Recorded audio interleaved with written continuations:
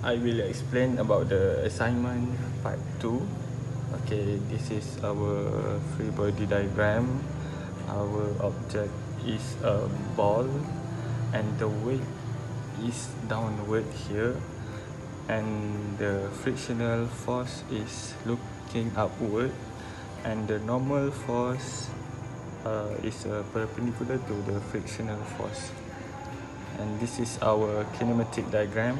For the kinematic diagram, the ball is rolling from point A to point B, so the mass is downward here and time with acceleration. Okay, we move to the question B. Calculate the speed of the object just before it leaves the surface of B. Okay, we apply the principle of work energy between point A and point B. So this is our equation, summation of TA plus summation UA point A to point B equals to summation of TB. Okay, we just put the value given, and we know our ball mass, and then we just substitute the value inside the formula, and then we get the VB. For the question C, calculate the distance from the wall of the ramp at B to where the object strikes the ground. Okay, for C, we apply the kinematic relation at X and Y direction. So for the first step, we do the horizontal. Then we find until we find the one equation here, we use this formula. And then after that, after we find the one equation here, we need to find the TBC here. Then we go through to the equation for vertical. We just put the value given inside the formula of vertical to find TBC. After TBC, we just get the two values here. We take the positive one, and then we substitute into the that equation before, and then we find the distance. Okay.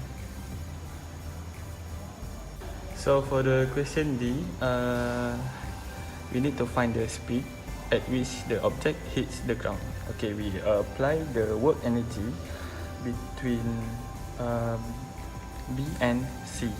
So this is the formula, TA plus summation UA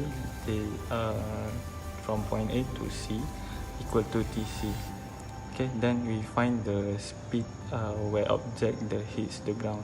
Okay, this is our final answer. For question 2 is calculate the velocity of the object just after it rebounds from the ground. Okay, this is the formula for this question. We need to apply the vertical motion. Okay, this is the formula. Then we just substitute the value inside the formula, so we can get the with CY1 negative 4.429 millisecond. Okay, for the E is given 0.7. So G is a velocity of ground, so it's equal to 0. This is same. Then this is we get here 4.4294. Okay, this is we need to find. Okay, then after we just substitute the value inside the formula, we can get the answer. After that, we must do the conservation of momentum.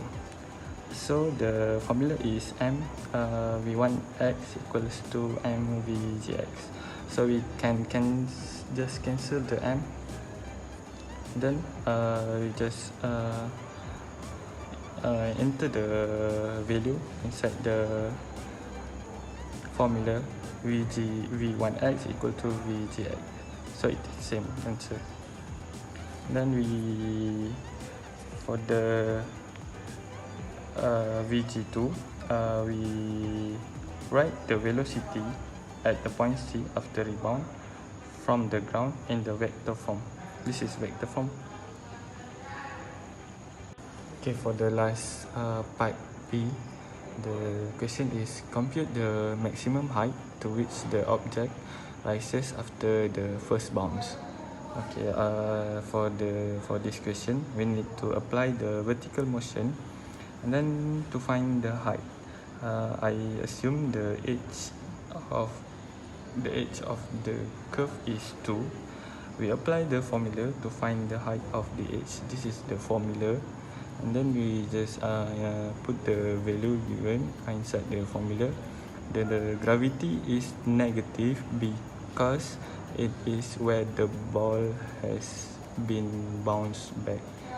So we just put the value, and then we get the height when the object rises after the first bounce.